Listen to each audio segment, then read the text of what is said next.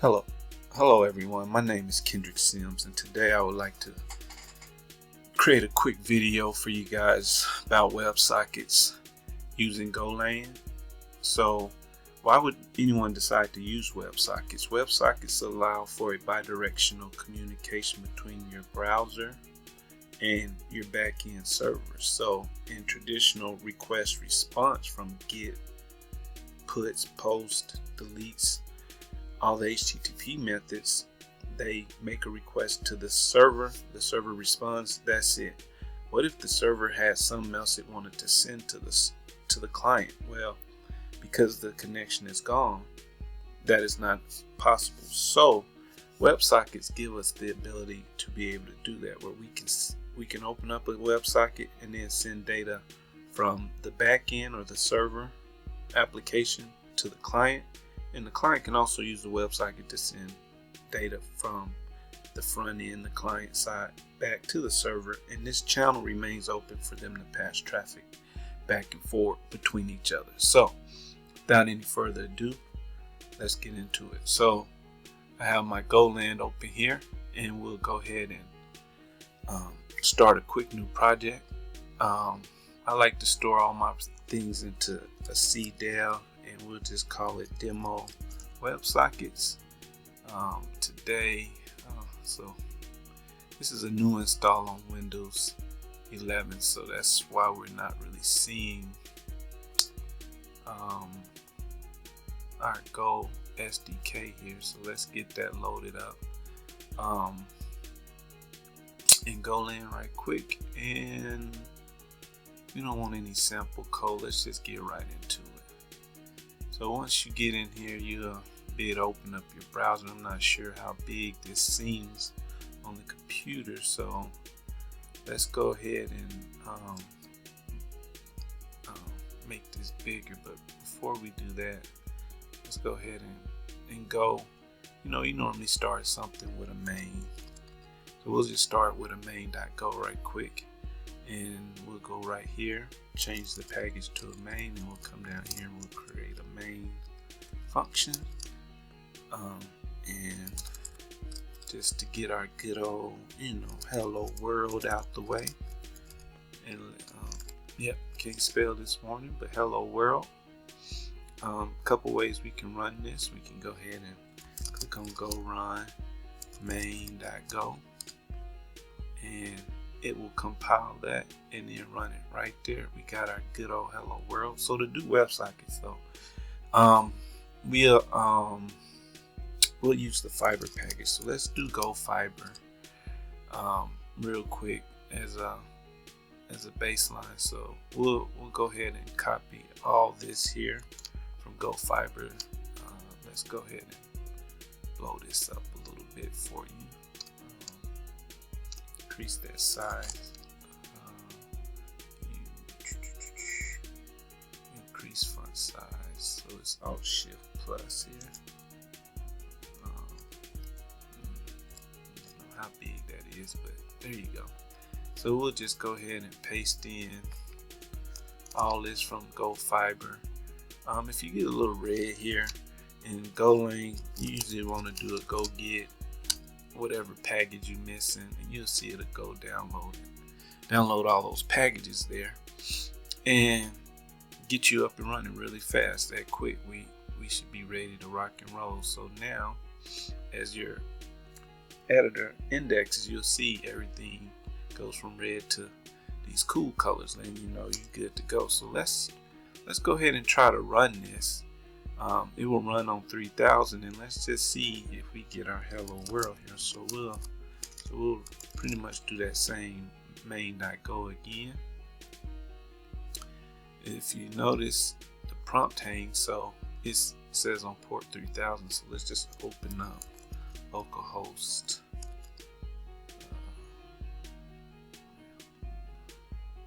Localhost 3000.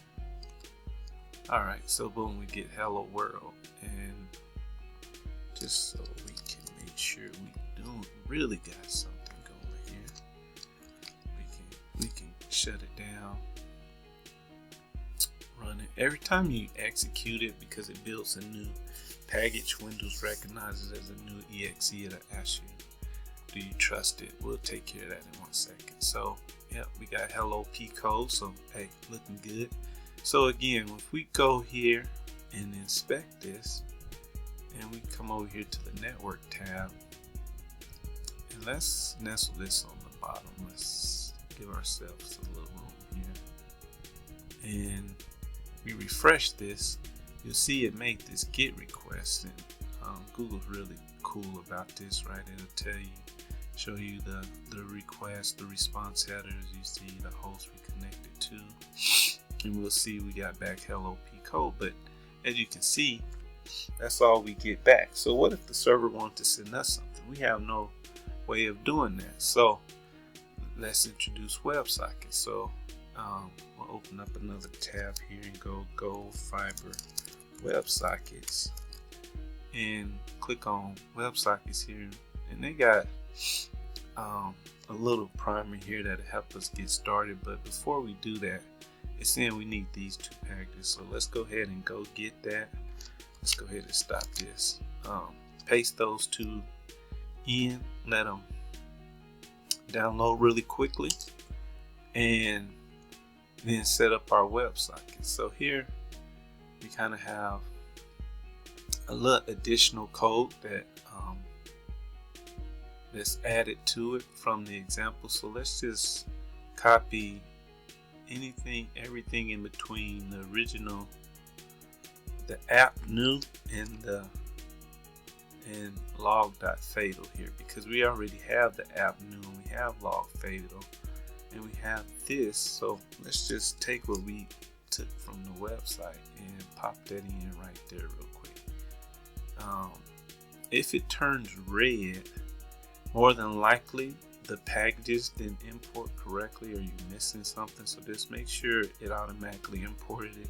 If your editor doesn't automatically import, make sure you place these imports in. If not, the application won't compile nor run. So in this situation, so what we got here is a WebSocket uses a traditional GET request to get it going. So once you do a GET, there's what we call a upgrade. The socket the GET request asks the server if we can do an upgrade. Well, that upgrade can be where you perform some steps, like if you want to do some cookie-based authentication or session-based authentication, you can go right in here, and if you return a error upgrade required, instead of saying it's setting the locals as allowed, it will reject the WebSocket.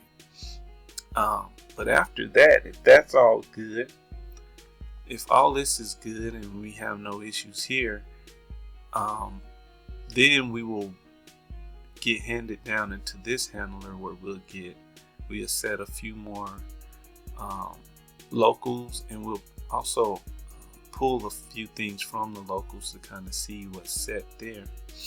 And then from there, we'll start reading the socket, and whatever we read on the socket, we'll just end up spinning that right back to the client. So let's run this and just see what that does for us.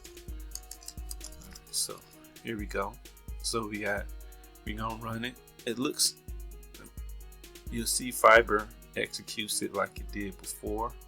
If we run this, we get P code. And as a matter of fact, how about when we run this, we output some.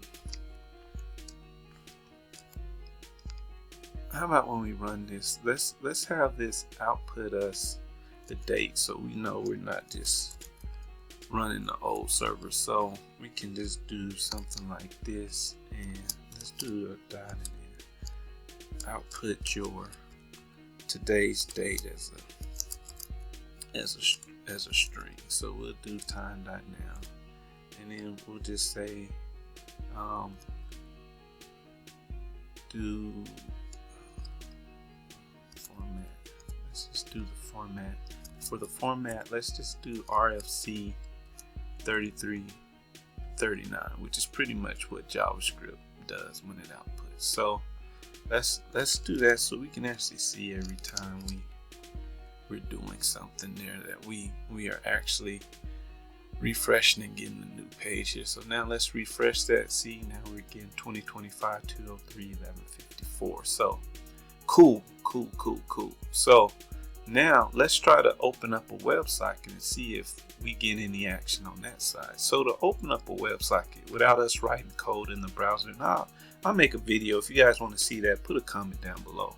I'll make a video on some UI elements with WebSockets. So, but for right now, we're just gonna open it right here on the console. So to do so, all we do is we want a new WebSocket object and the URL for the WebSocket. So in this case, our server is running on localhost 3000, and if you look here, the get for WebSocket is /ws and then an ID, which is arbitrary. That's a parameter, so we can pass anything we want in there, but we do have to do ws to make sure we hit this handler. So for an ID, how about we just do p code here and see what happens.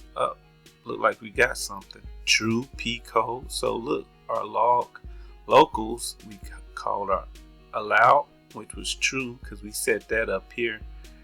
Our ID, which we passed in from the parameters on the command line, and v and session are empty because we didn't put anything in there. So we can actually go and set these so that you can see them, but we'll do that in a later video. But for right now, you can see we clearly have our socket open here.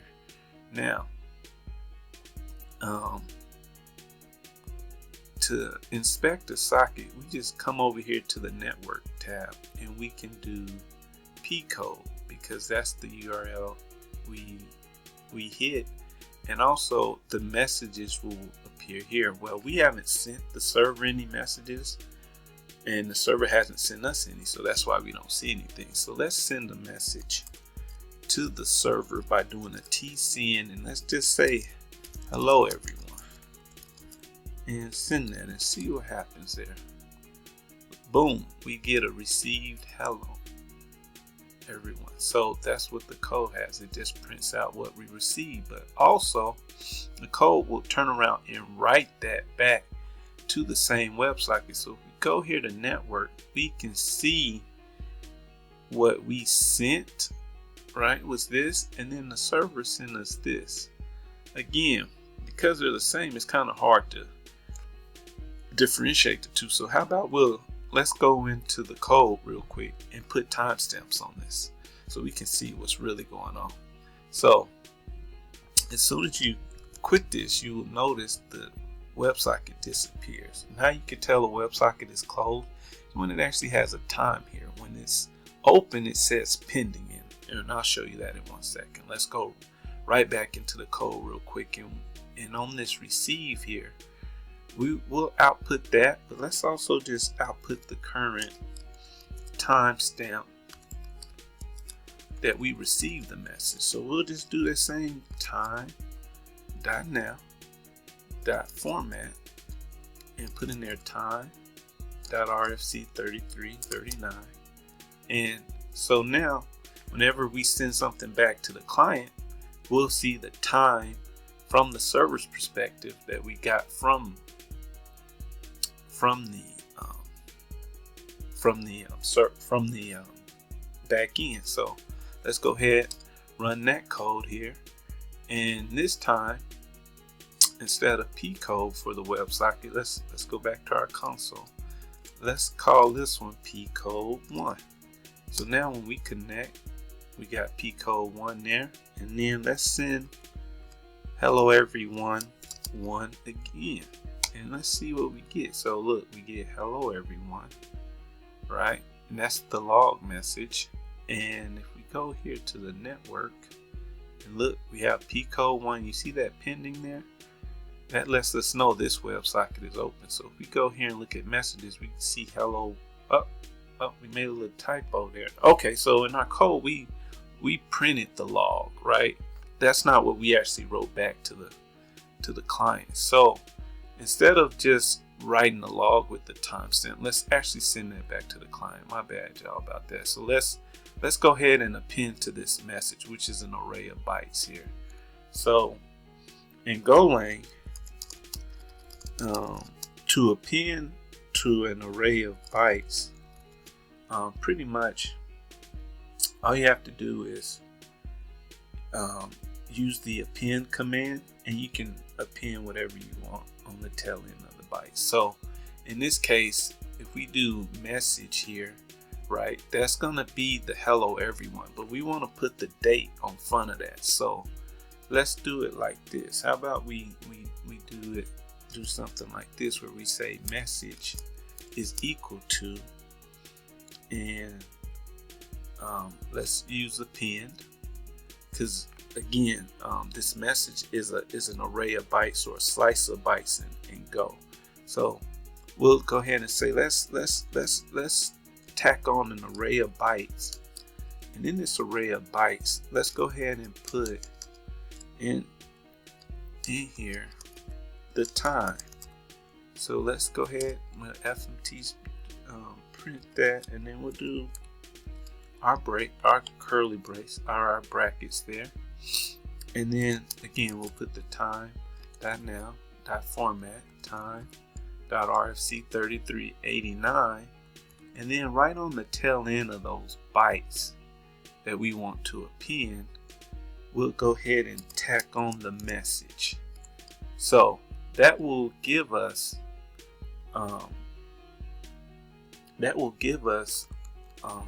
an appended message, and we have to put these periods here, because when you're adding to a slice in Go, that's how you kind of tell Go, when you use append, to go ahead and append those bytes, whatever that array is, whatever length that is, append those to the end of this, and now we'll have a new message here. So let's just see if this works. Go ahead and close that out, and if you see here, right here, you'll see our socket's 2.8 minutes, so it closed out. So let's go ahead, we have it, we have a new instance running. Let's go ahead and open up a new socket, and let's just call this PC2, right? And so now it says we got a socket connected with PC2, and now, and let's send